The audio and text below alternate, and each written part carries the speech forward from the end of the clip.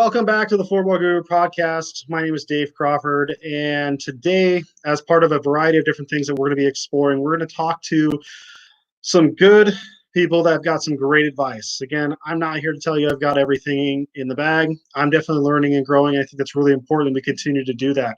So today, I'm going to invite Mr. Troy Kirby, also known as Sports Towel. And this guy has been around for a long time in the sports business, doing a lot of different things. He's got some really great ideas.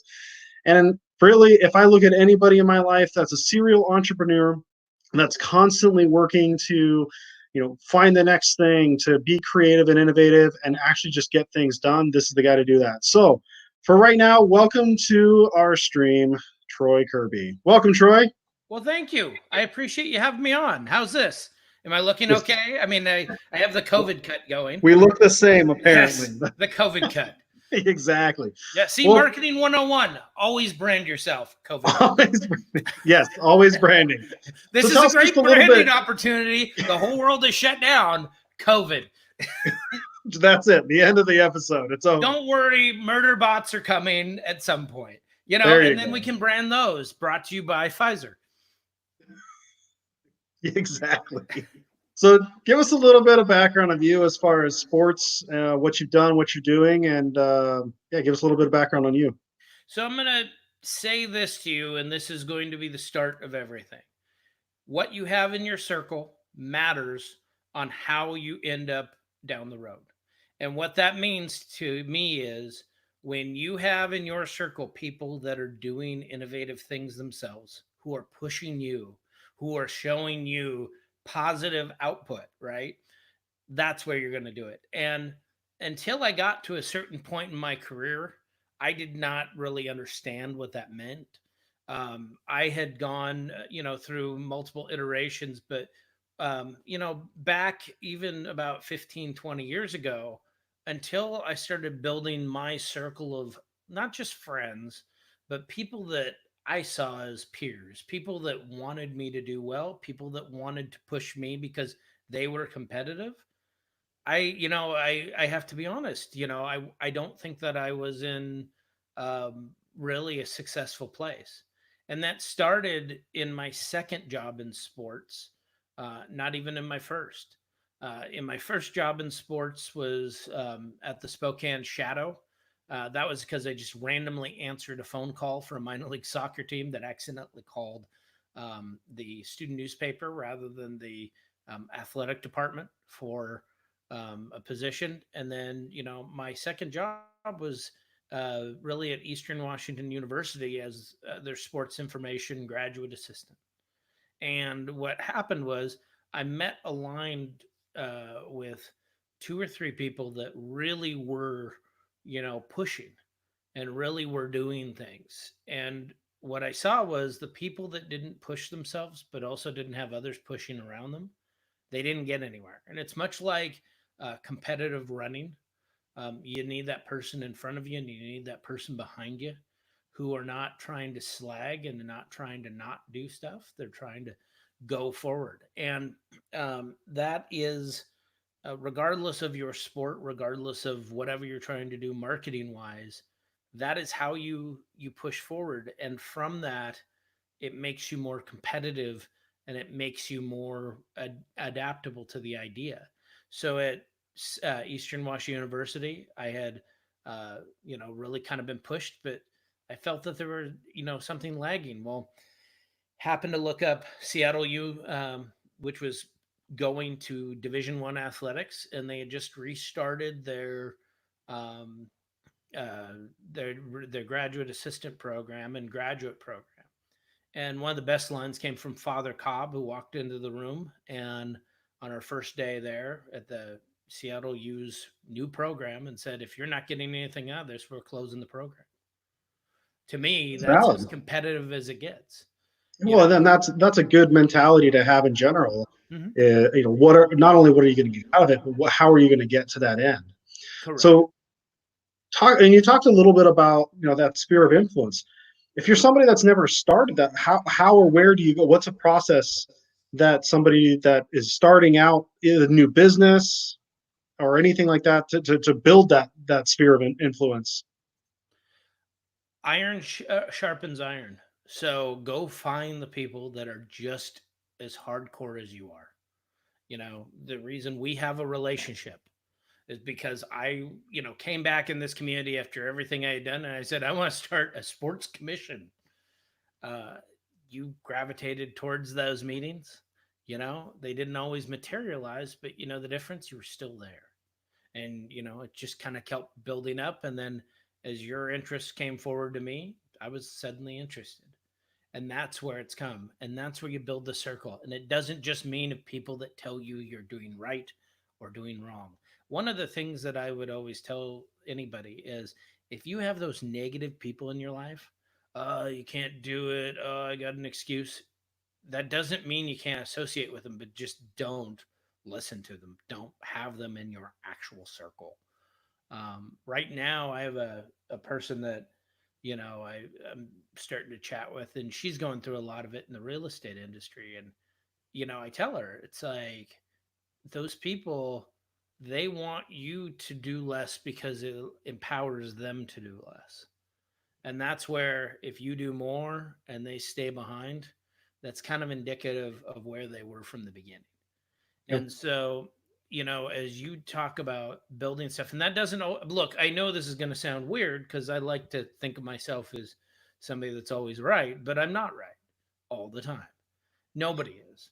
So you need to constantly get people that are giving you new ideas. One of the people I think that is really valuable for you is your wife. Not, Yes. I Yes. mean, not just like on the branding side, but on the idea of patience and on the idea of support. That's the other part of this. You have to build a team that has your back, that when certain things happen, they keep you centered. And that doesn't always have to be somebody you're married to, and don't suggest that, but you can't have the negativism. If you're going to have the negativism, right now we live in a world that has been shut down and is full of negative people. That's all they do all day, because now they have this giant excuse to keep themselves from doing something. And now they want to prove that you shouldn't do something. And if you do something, really, you're being selfish. The thing is, you should always be selfish on this stuff, because you have to put up with yourself after all of these whiny people, finally have to go back to work and finally have to go do something. You will have put in the steps. You will use the tools. You will do the things that, really help your business. And whatever that business is, it doesn't matter.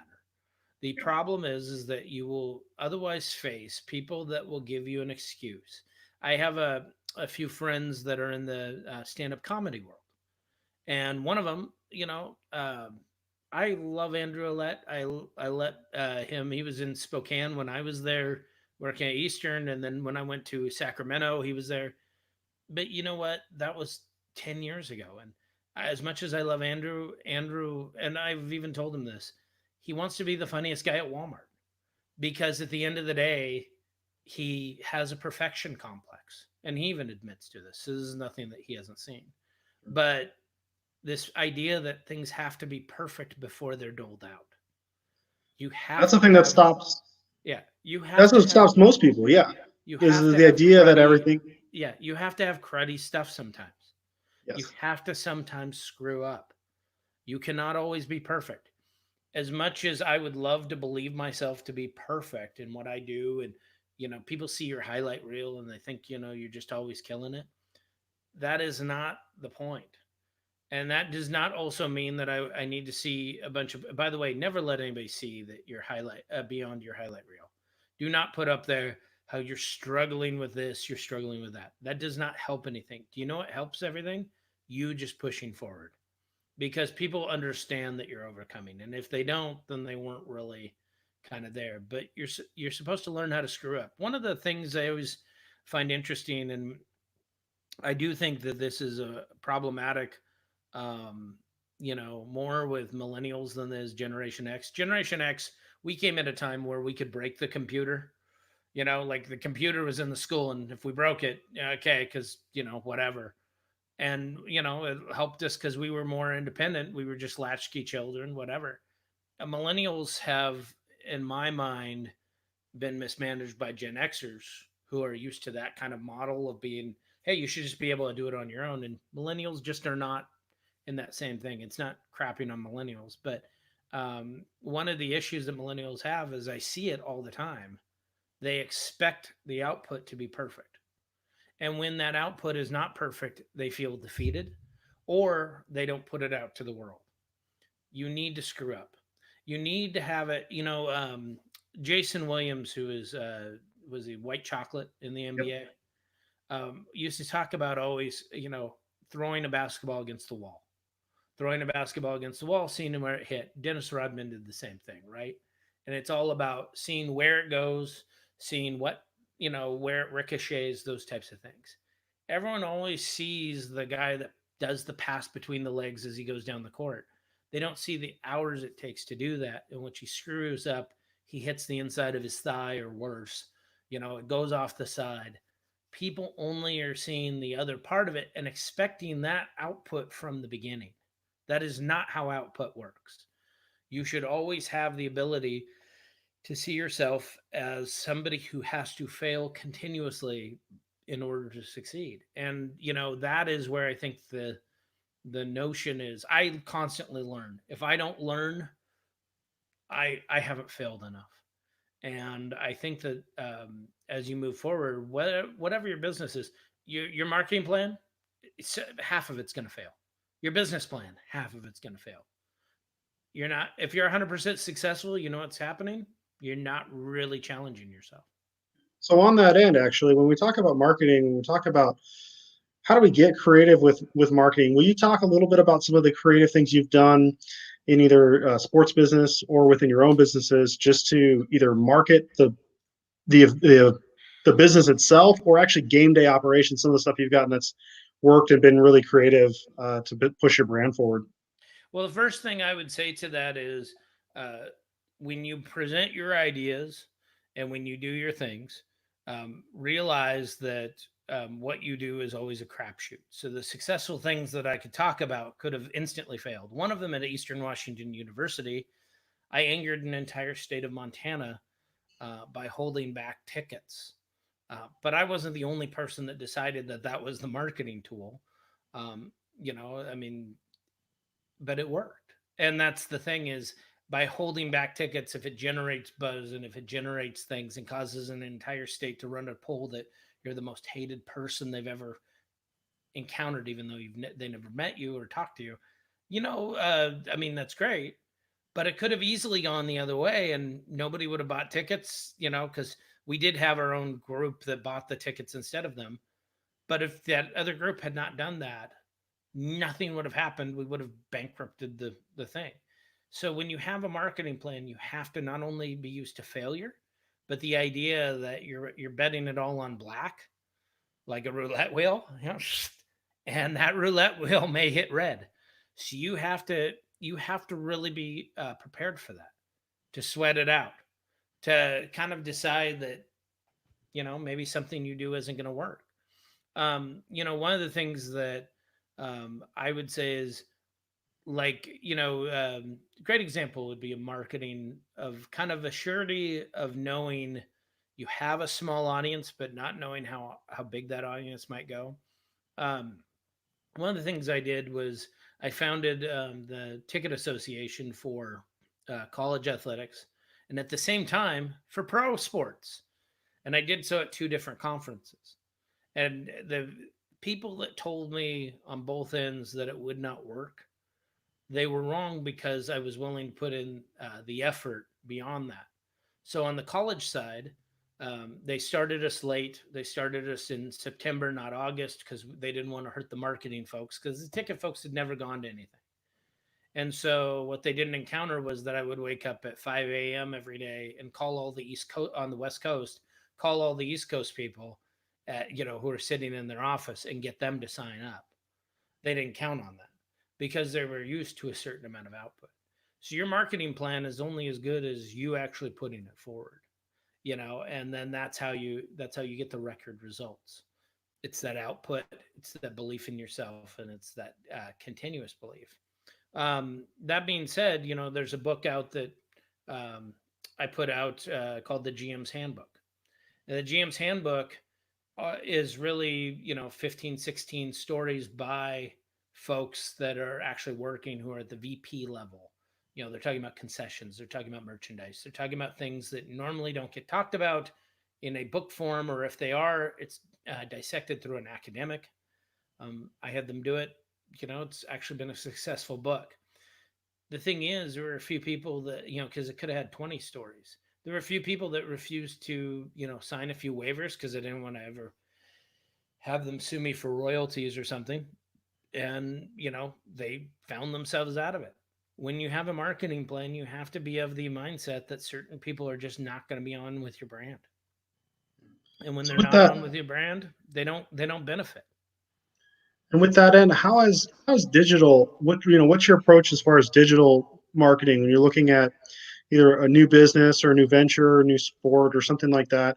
How has the digital platform helped, and or is it all in for some people? They're not doing some of the groundwork. They're just focusing on the digital.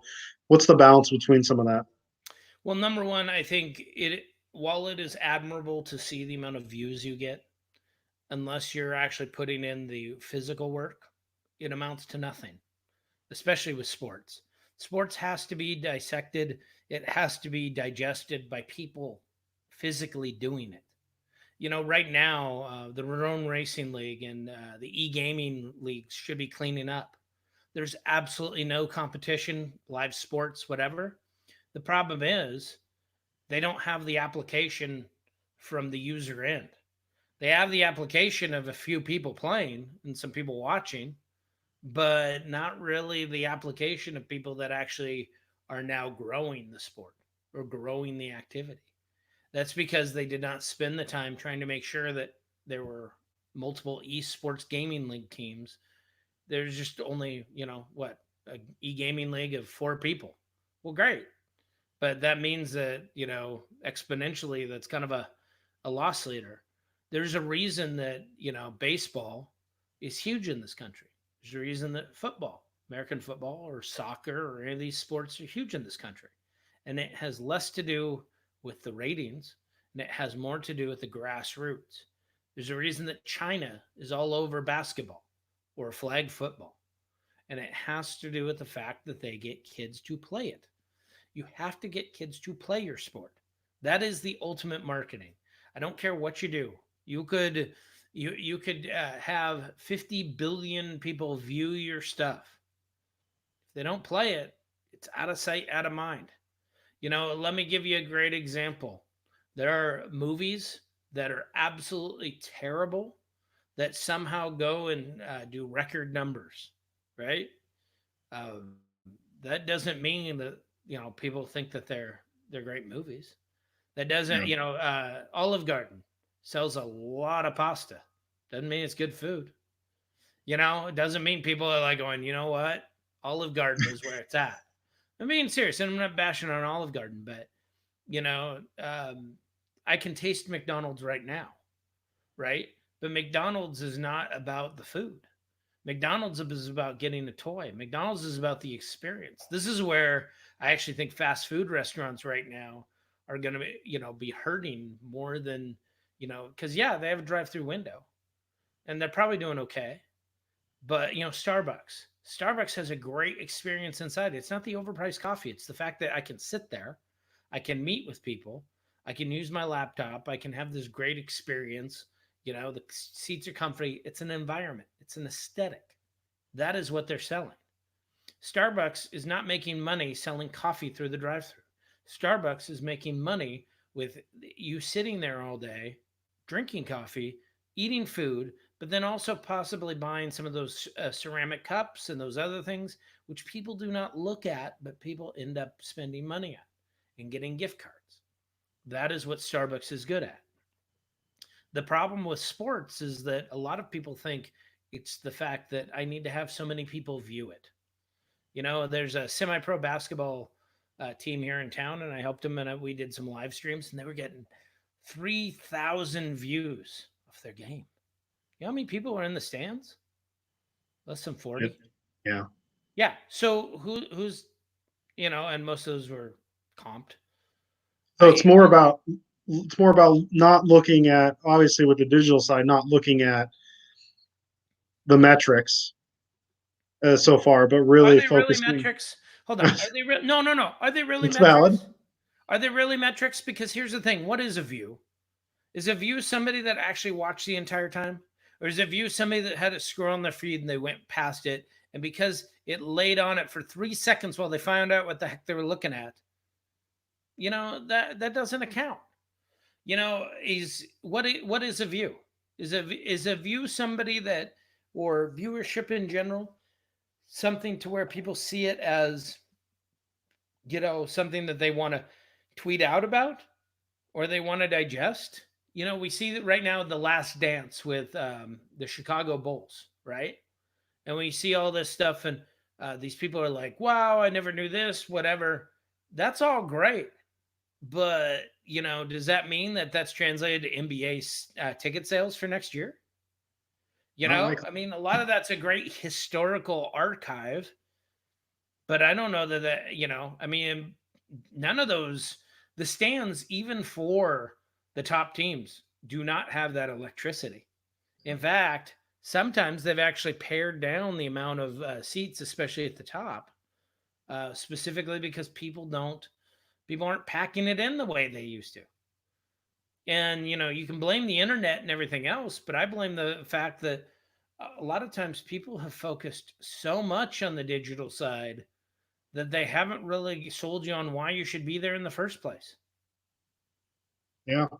Well, and that's they forget the end game. I think too is what's the product on the field, or what's going on around. And when you're looking at that new venture, I know when you were doing the you started a semi-pro soccer league and or team, and one of the things that struck me the most was the pushback you got for the amount of work that you did. You did so much legwork promoting and being everywhere. I mean, you and those Gophers were literally everywhere. These giant, bigger than life mascots, and everybody loved them and everybody hated them at the same time, depending on who you were. So let's stop for a second there. So I went into semi-pro soccer, and as my friend and your friend Nico Hammer says, because he's actually played, in the English Premier League, I think we're using the term semi-pro pretty loosely. So we started this league started the team because of the fact that the real cool for school guys would not let us in. Yeah. Wouldn't let us in. By the way, they were getting 30 people a game. Nobody loves soccer down here. Nobody gets the true sport. So instead, they declared the second that I started my own team and started my own league that I was ruining the game. If your game is so fragile, and I'm talking about the game of soccer, is so fragile that it takes one person to destroy it, you didn't really have a game to begin with. So I mean, I had two mascots instead of one. We had naming contests. The Lacey Pocket Gophers, they had name recognition because of a controversial animal that was created to basically stop growth around here. We're the only county in the United States which actually hindered growth by creating 1/16 of a subspecies called the Mazama Pocket Gopher, which it was a creation. But the thing is, it was controversial. Here's the thing: if I'd called them the Snapdragons, no one would have cared. But the difference is, I got 300 people a game, while they did not. They got 30. I play music during my games all the way through. Does not hurt the players, but somehow the truest soccer aficionados feel that it's damaging to the players in the game. I had e-gaming trailers out. I had snazzy uniforms. We spent 20,000 and I think we spent 22,000 our first year, and we made 21,500. So we lost $500. Second year, I even got a t-shirt cannon that shot 80 t-shirts in 5 seconds, 120 feet. We had a lot of fun, and it's still fun to this day. Great to spin it off now, but to different owners who seemingly on their side understand it. I guess from my standpoint, that I look at it as, um, you know, you can either care what people think or you just cannot. Because at the end of the day, even if they don't care or even if they get upset, really the results is kind of nay. And what was funny about it is, um, they have not really helped themselves as a league because they started speaking more to. We were, by the way, outdrawing PDL teams, Premier Development League teams that were, 120 miles away, who flew in professional players and did all this crap, and we would outdraw them, and they'd call us for advice. And the whole advice I would give them is make it so much fun that nobody cares about the soccer. Now that's a whole thing that people on the soccer side hate to hear. They cannot stand that because they are like vegans, because you have to tell people that they need to virtue signal and only be vegan too. Otherwise, they're out of it. And when you create that kind of climate, what ends up happening is people just tune you out. People don't really want to know that. And, then it's the other focus. Have the bounce houses. The kids matter. I think I know two little kids that kind of know our schedule more than I do. Yep, mine definitely did. That's That's for sure. And well, and when you think about like the branding, the notion of branding, making sure that whatever you do is recognizable, that it's fun, and that people look forward to it, and it creates that excitement whatever you're doing. And I think that was a really great way to do that. And a lot of businesses do that, but some are better at it than others. And get out of their, and like you said, getting out of their way. It's that ego driven that, ooh, one guy's coming in and he's going to ruin it. Well, you didn't ruin it at all. In fact, I thought you made it a lot better. And from a fan and customer standpoint, money talks. People showed up, whereas they weren't coming otherwise. Yeah, but I got 10 times the amount of audience, and those same people, those same, whatever you want to call them, their whole assessment was those aren't true soccer fans. Yeah, I don't know if I really want true soccer fans. I want people that are paying customers that enjoy the thing and understand. And here's the thing, the more that you relegate yourself to the diehards, the more you hurt yourself in the end. Quentin Tarantino has done this to himself. We were talking about this the other day, the filmmaker. He used to have to where these were, kind of broad audiences. And then he only spoke, and his films only speak to those audiences still that have gotten older and not really kind of, enjoyed kind of the younger experience. And the problem with that is that when you outgrow, your audience or your audience diminishes, so too does your chances to really, convey everything. Yeah, Stephen King can write as many books as he wants. I don't think people really even find him as relevant except for his old 80s stuff. I mean, it's puts true. out 3 books a week now and nobody cares. And it's great to look. I have nothing against Stephen King, but if you look, it's all of a nostalgia play for his old books because he stopped understanding the main rule of marketing. You have to keep building a new audience. You cannot stay with the old audience and expect that it works. And this is exactly why, if you look at, some of the issues that minor league baseball is having with Major League Baseball, it's because minor league baseball continues to strive for a younger and younger audience. They do wacky stuff. And Major League Baseball, which does not yield out as much, they have giant contracts that basically save them because they can't sell enough tickets. They have half empty stadiums while minor league baseball has 5,000 seat stadiums that pack them in, and it's a jealousy play as much as anything. And if you're jealous, that kind of means your product isn't as good anymore. Yeah. Well, I appreciate you taking the time. There's a lot of good insight. Obviously, there's just a scratch of the surface on all of this stuff, but looking forward to more conversation. And I want to thank you for coming on. Well, thank you. All right. Well, I appreciate everyone coming out and listening. Troy's got a lot of good stuff. I can't say enough about looking at the GM's Handbook as a book. There's tons of great resources in there. It's worth the read. Again, we're constantly in a motion of trying to innovate, grow, learn, and build to the next thing. And the takeaways that we were looking at in this episode, again, focusing on brand building, thinking outside the box, trying a lot of different things. Again, when we think about creative marketing, it's not just I do one thing and that's it. It's trying a lot of different things, throwing it at the wall, seeing what works, and going from there. And more often than not, the things you think aren't going to work are what's going to work, and vice versa. So don't bank on any one thing. Get out there and have fun. And if you're looking for more information about floorball, getting involved, make sure to check out my website, www.floorballguru.com. And more importantly, keep floorballing.